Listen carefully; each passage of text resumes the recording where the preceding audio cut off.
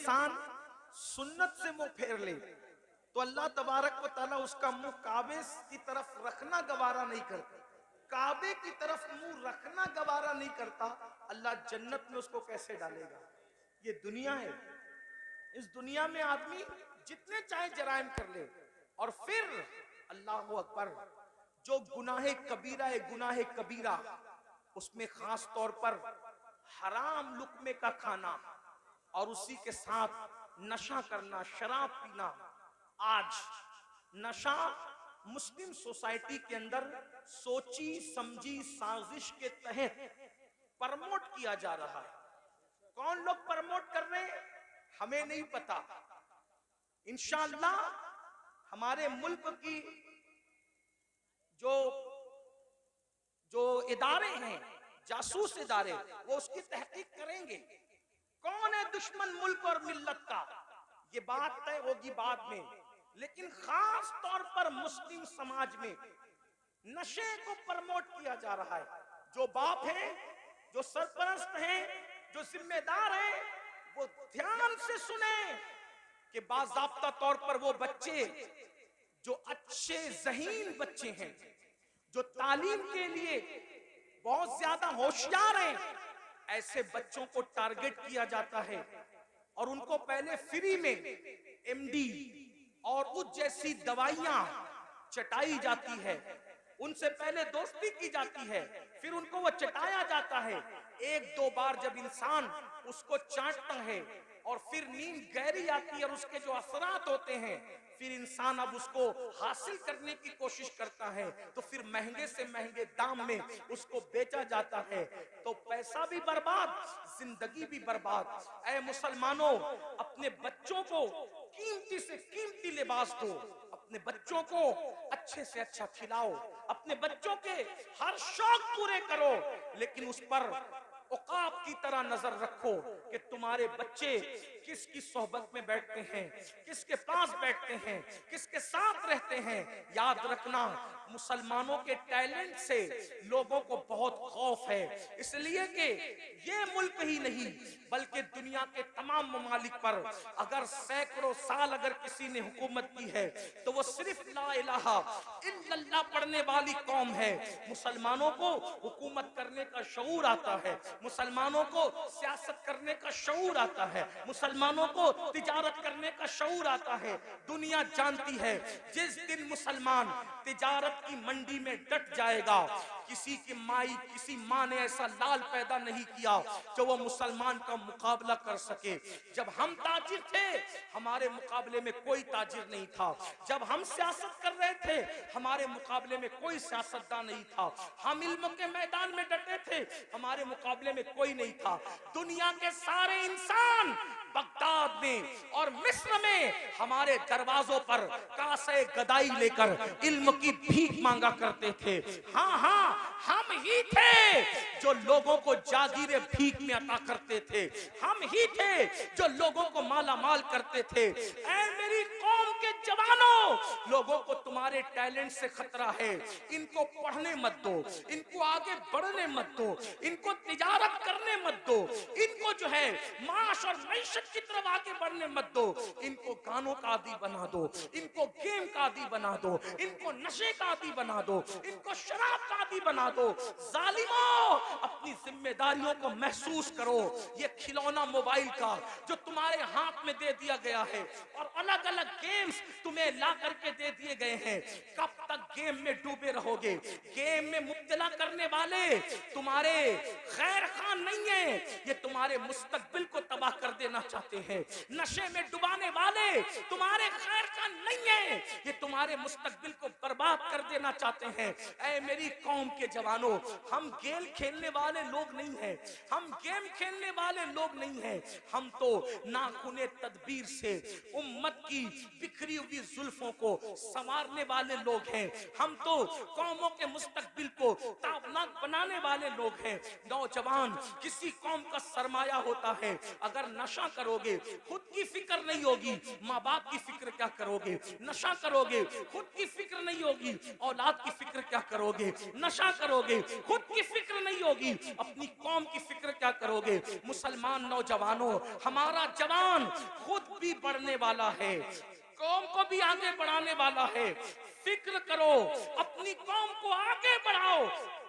जानते हैं, जब तक नशा हमारे समाज में नहीं था, कौम इतनी गरीब नहीं थी। आज एक सर्वे बताऊं, पूरे हिंदुस्तान में मैं हुजूर अलैहिस्सलाम की नालैन के सदके जाता हूं, अमीरों के यहां भी रुकता हूं, गरीबों से भी मेरे ताल्लुकात है। आपको बताऊं, आज हर बाप की शिकायत यह है कि बूढ़ा बाप कमा रहा है, जवान लड़के नहीं कमा रहे।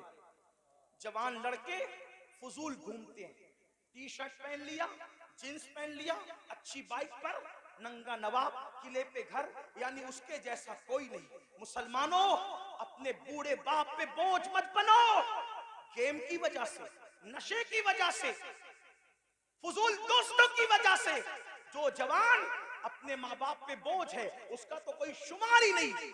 अगर नफली नमाजें भी तुम्हें अपने माँ बाप पे बोझ बना दे, इस्लाम उसको भी पसंद नहीं करता। मैं जिम्मेदारी से अर्ज करता हूँ, हालांकि नमाज मेरा टॉपिक है, मैं जब भी किसी जगह गुफ्तगू करता हूँ, बगैर नमाज की फजीलत के मैं उन्वान मुकम्मल नहीं करता, मैंने अपने ऊपर लाजिम कर रखा है। लेकिन एक बात कहूँ, फारूक आजम के दौर में एक जवान था जो रात दिन मस्जिद में पड़ा रहता था, वो फारूक आजम थे। फारूक आजम थे, किसी की रियायत कभी नहीं की। फारूक आजम ने देखा एक जवान है, रात दिन मस्जिद में पड़ा रहता है। उसको पूछा, तू रात दिन मस्जिद में पड़ा रहता है, तेरे घर का खर्चा कैसे चलता है? ये बता, तेरे घर के अखराजात कैसे निकलते हैं? तो उसने क्या कहा, हजरत, मेरा एक भाई है और वो मेरी तरह मस्जिद में पड़ा नहीं रहता। अजान होती है, मस्जिद में आता है, नमाज पढ़ के फौरन चला जाता है, और वो इतनी मेहनत करता है कि उसके घर का खर्चा भी वो चलाता है और मेरे घर का खर्चा भी वही चलाता है। हम दोनों का बोझ वो उठाता है। फारूक आजम ने कहा, कयामत के दिन तुझसे बेहतर दर्जे में जन्नत में तेरा भाई रखा जाएगा।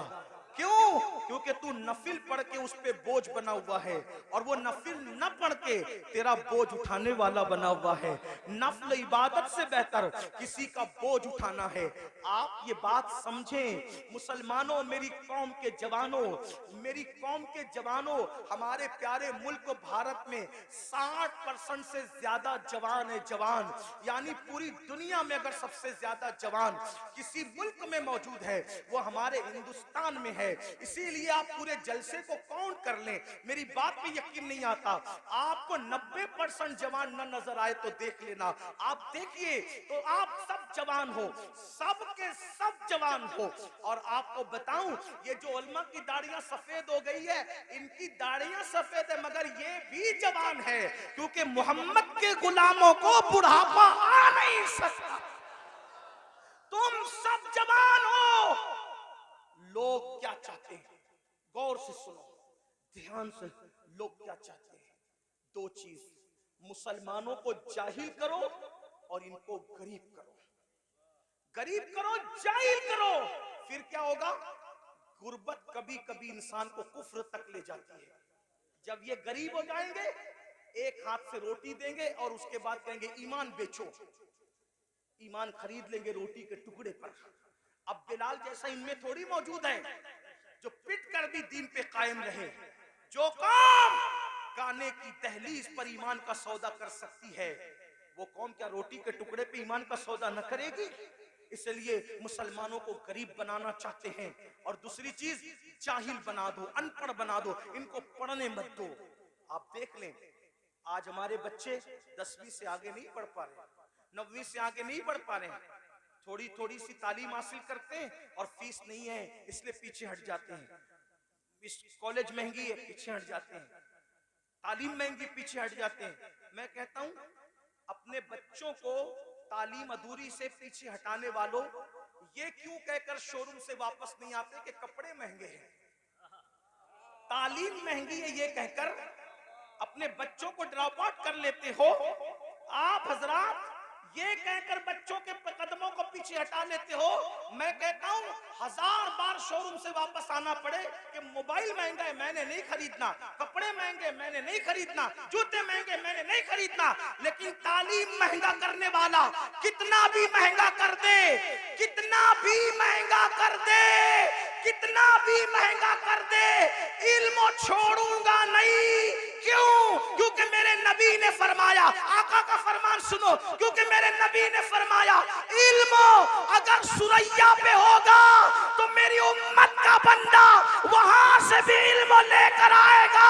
गोया के बताया जा रहा है, ऐ तालीम को महंगा करने वाले, जा महंगा करके देख ले, आसमान तक तो तू तालीम को नहीं ले जा सकता, और अगर ले जाएगा तो मोहम्मद रसूलुल्लाह के गुलामों में इतनी ताकत है कि वहां से भी हम जाकर के इल्म को ले आएंगे।